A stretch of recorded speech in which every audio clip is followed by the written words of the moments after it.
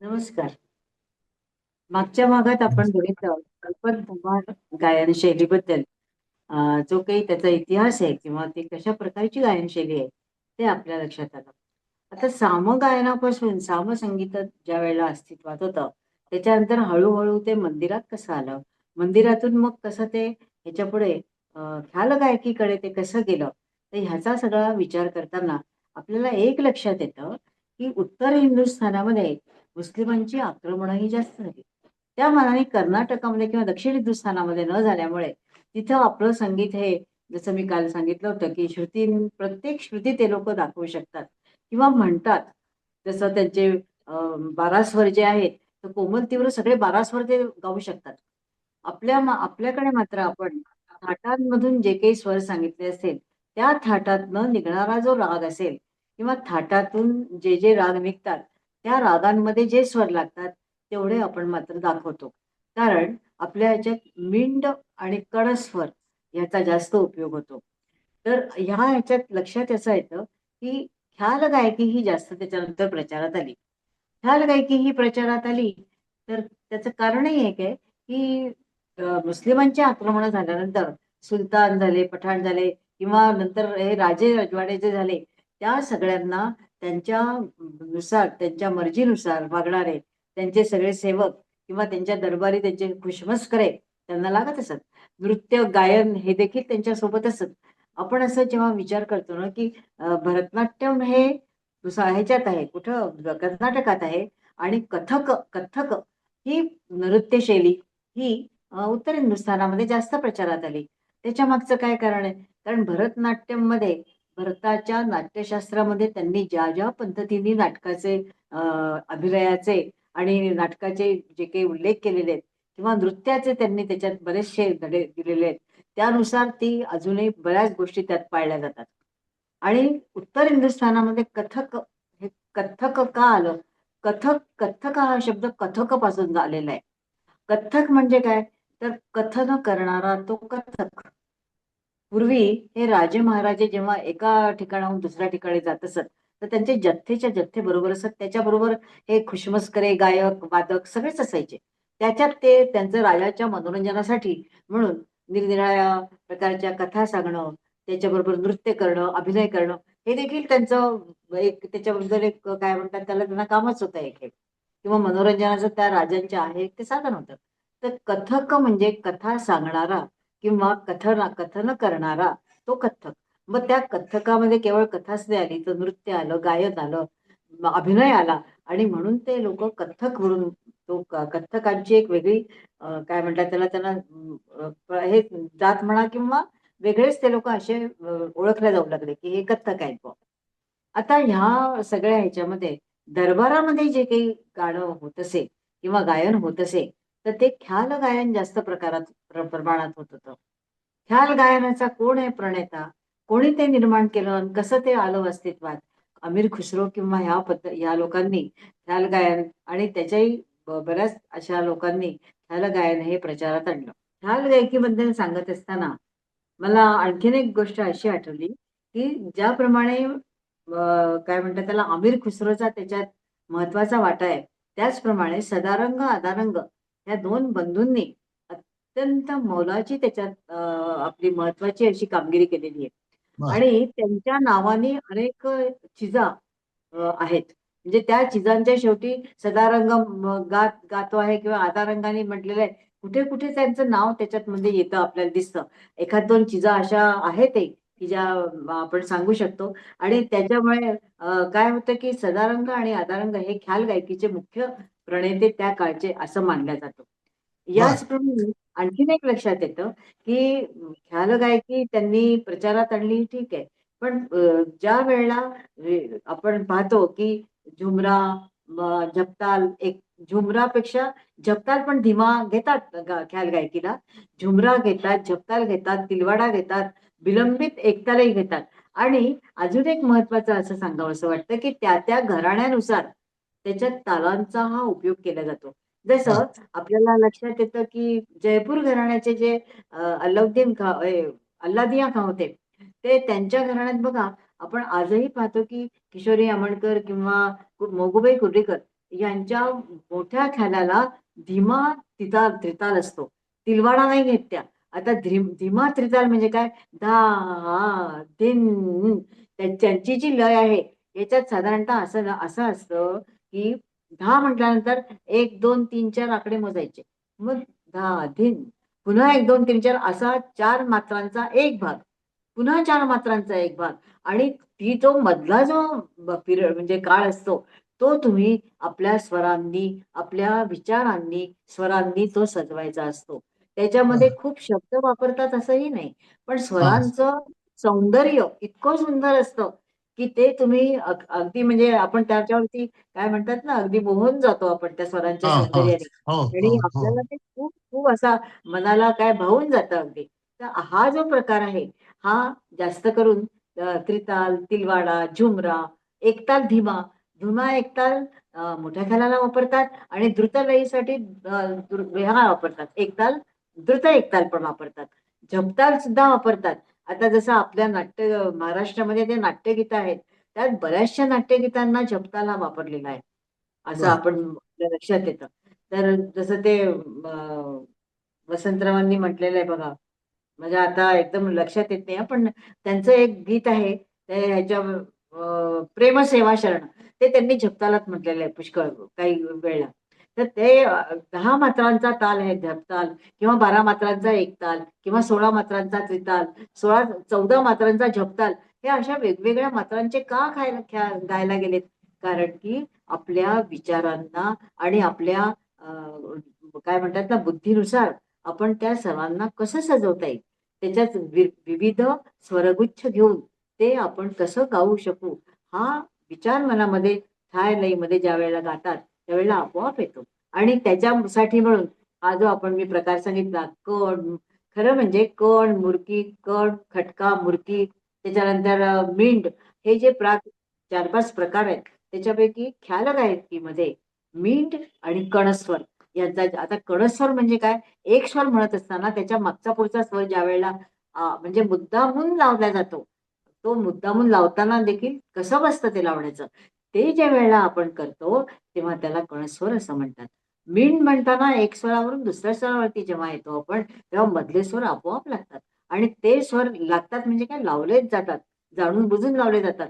पण ते असे लावले जातात की तुमच्या लक्षातही येत नाही की इतकं, पण त्याचं त्या रागाचं सौंदर्य वाढतं, त्या मेंढीचं सौंदर्य वाढतं, आणि ते ऐकायला अत्यंत सुंदर वाटतं. या ख्याल गायनामध्ये ख्याल या शब्दाचाच अर्थ काय? ख्याल म्हणजे विचार. आता हा विचार करणं, कसा विचार करायचा? तर समजून उमजून आपण तो विचार करायचा, आणि तो रागाच्या द्वारे, स्वरांच्या द्वारे मांडायचा. कोणासमोर मांडायचा?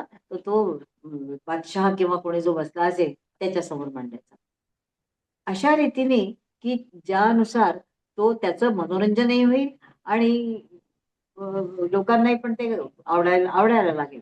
अशा आपण पाहतो की हरिदास स्वामी जे होते, त्यांनी देखील तानसेन महाराजांना अनेक असे ख्याल शिकवलेले होते. तानसेन हे स्वतः अकबराच्या दरबारामध्ये गात असत. आणखीन अनेक असे गवय्ये होते मोठे मोठे की जे त्याच्यात म्हणजे राजांच्या दरबारामध्ये गात असत. ख्याल गात असताना महत्वाची गोष्ट ही होती की त्याच्यात ख्याल म्हणजे विचारपूर्वक प्रस्तुती करणं, हा तर आहेच, पण रागांचे जे स्वर होते त्या स्वरांना अंजारून गोंजारून लाडीपणा त्याच्यात निर्माण करून, आणि अत्यंत प्रभावीपणे ते शब्द ते मांडले जात असत. आणि हे ख्याल साधारणतः एकतर राजाच्या स्तुतीपर असायचे, नाहीतर शृंगारिक असायचे. जास्त करून शृंगार आणि स्तुती हे भक्तिप्रधानही असायचे, पण जास्त हे राजाच्या स्तुतीप्रमाणे प्रकारे जास्त असायचे. ही अशी ख्यालाची मांडणी करत असताना त्याच्यामध्ये अ, जे जे राग ख्यालाच्या साठी रागांचा विशिष्टच राग वापरले पाहिजे असं काही नव्हतं.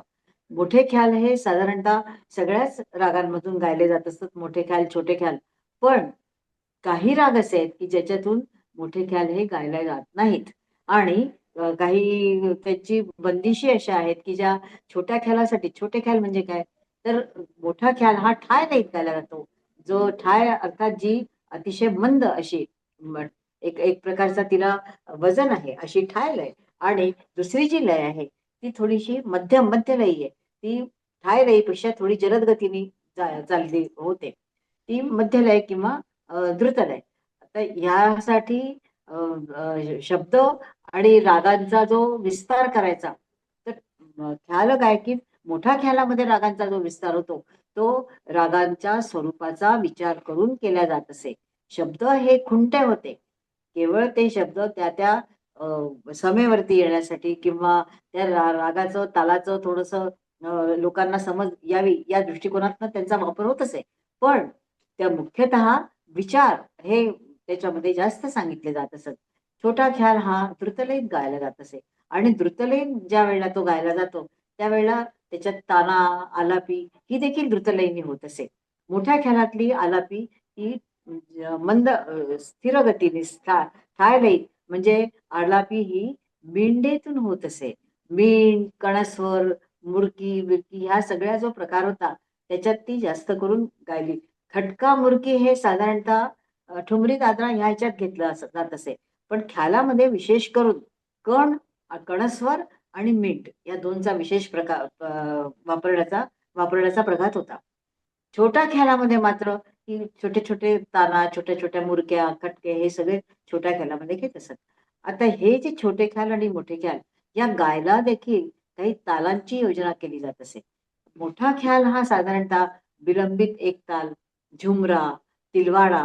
तिलवाडा हा त्रितालाचाच एक ठाय लयीतला आपण ज्याला ताल म्हणतो आहे. म्हणजे त्रिताल धादिन धिंदा, धादिन धिंदा असा जर जाईल, तर तिलवाडा हा धा तिरकट धिन धा धा धा असा जातो तो. धा धा धिंदा ता तिरकट धिंदा धा धा धिंदा असा हा त्रिताल जाईल. झुमरा, झुमरा देखील हा ठाय लयीतला ताल आहे. तो आणि त्याच्यात सुद्धा 12 मात्रा, 14 मात्रा, 16 मात्रा असे हे ताल घेतले जात असत. कोणी कोणी रूपक ताला देखील तालातही ख्याल गातात. मोठे ख्याल गातात, छोटे ख्याल पण गातात.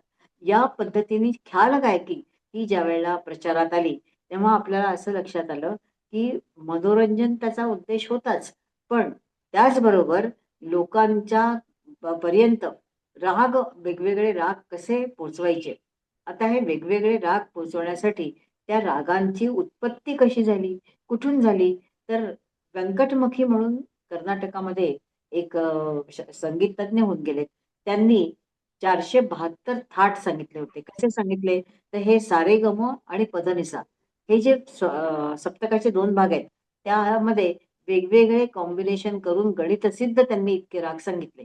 पण इतके राग इतके थाट लक्षात ठेवणं किंवा त्यातनं निर्माण होणारे राग लक्षात ठेवणं, हे जरा थोडंसं अवघड गेल्यामुळे भातखंड्यांनी फक्त 10च थाट मानले आणि हे 10 थाटांमधून सगळ्याच रागांची निर्मिती सांगितली आहे. त्या 10 थाटांमधले स्वर वेगवेगळे आहेत.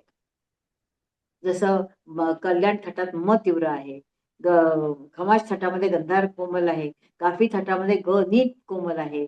आसावरीमध्ये आणखीन रे, म, प असे वेगवेगळे म्हणजे प्रत्येक थाटामध्ये वेगवेगळे स्वर असे सांगितले आहेत. पण त्यात आणखीन एक महत्त्वाची गोष्ट अशी आहे, की थाट हा गायला जात नाही. राग गायला जातो. पण थाटाला गाण्याचं हे नाहीये, गाऊ शकत नाही तो थाट. फक्त राग गायला जातो आणि राग गायनासाठी सुद्धा मिनिमम 5 स्वरांची, कमीत कमी 5 स्वरांची आपल्याला गरज असते आणि हे 5 स्वर अगदी कमीत कमी 5 स्वर जर रागांमध्ये असतील, तर ते आपल्याला राग गाता येतो. त्याच्यातही आणखीन एक महत्त्वाची गोष्ट आहे, की सा आणि प हे 2 जे आपण अचल स्वर म्हणतो, तर त्याच्यापैकी सा एक किंवा म्हणजे 7 हा कायम असतोच. पण पंचम वर्ज्य असला, तर मध्यम तरी असतो, नाहीतर पंचम तरी असतो किंवा पंचम नसेल तर निषाद तरी असतो. म्हणजे त्याच्या अनुषंगाने बाकीचे स्वर तसे घेतले जातात आणि त्यानुसार राग गायकी ही आपल्याला दिसते. राग गायकीमध्ये आपण एक बघतो, की विविध प्रकारचे म्हणजे काय म्हणतात कविता किंवा काव्य घेतले जातं आणि त्या काव्यामधून र बऱ्याचशा ह्याच्या म्हणजे भक्ती संगीताचंही असतं, शृंगारिकही असतं, विरस प्रधानही असतो. त्याच्यानंतर आणखीन सगळेच रस त्याच्यामध्ये करुण रस पण असतो. असे विविध रसांचा त्याच्यामध्ये आपल्याला म्हणजे काय म्हणतात हे घेतलेला दिसतो, सहभाग दिसतो आपल्या त्या गीतांमध्ये सगळ्या. आणि अशा पद्धतीने राग गायन हे नंतर हळू प्रचारात आलं. आता राग गायन प्रचारात आल्यानंतर मोठा ख्याल, छोटा ख्याल, राग गायन आणि त्यानंतर रागा हे जे आपण पाहिलं की बादशहाच्या किंवा राजाच्या मनोरंजनासाठीच असं असायचं. नर्तिका नृत्य पण करायच्या. त्या नर्तिकांसाठी म्हणून ठुमरी, दादरा, चैती, कजरी, होरी हे जे गीत प्रकार आहेत, हे उपशास्त्रीय संगीताचे गीत प्रकार आहेत. हे देखील त्या काळामध्ये तेवढ्याच प्रमाणात आणि त्यापेक्षाही किंबहुना थोडंसं, कारण त्याच्यात शृंगार रस मुख्यतः असायचा. तर तो दाखवण्यासाठी म्हणून त्याचा प्रचार जास्त होता. तर ठुमरी काय, दादरा काय, गजरी काय किंवा होरी काय, हे गीतप्रकार कसे प्रचारात आले आणि हे उपशास्त्रीय संगीताचे का म्हटल्या जातात? कारण शास्त्रीय संगीत जे आपण अभिजात शास्त्रीय संगीत, त्याच्यात शास्त्र हे विशेषतः अत्यंत बारकाईने पाळलं जातं. उपशास्त्रीय संगीताचे जे ह्या ज्या गान प्रकार आपण आता पाहिले, त्याच्यामध्ये इतक्या अगदी शुद्धतेने प्रत्येक रागाची मांडणी होत नाही. मिश्र खमाज, मिश्र पिलू, मिश्र गारा असे असे त्याच्यामध्ये वेगवेगळे राग आपण पाहतो. त्याचबरोबर आणखीन एक गाणं प्रकार आहे, ज्याला आपण तराळा म्हणतो. हे तराळा, तिरवट हा एक प्रकार आहे. तराळा आणि तिरवट हे जे प्रकार आहेत, असं म्हणजे आख्यायिका आहे म्हणा किंवा असं म्हटलं जातं, की ज्यावेळेला इथं मुस्लिम राजे आले, त्यांच्याबरोबर त्यांचे काही संगीतकार आले, तर त्यांना हे काही समजत नव्हतं. हे काय इथलं भाषा आहे, काय आहे?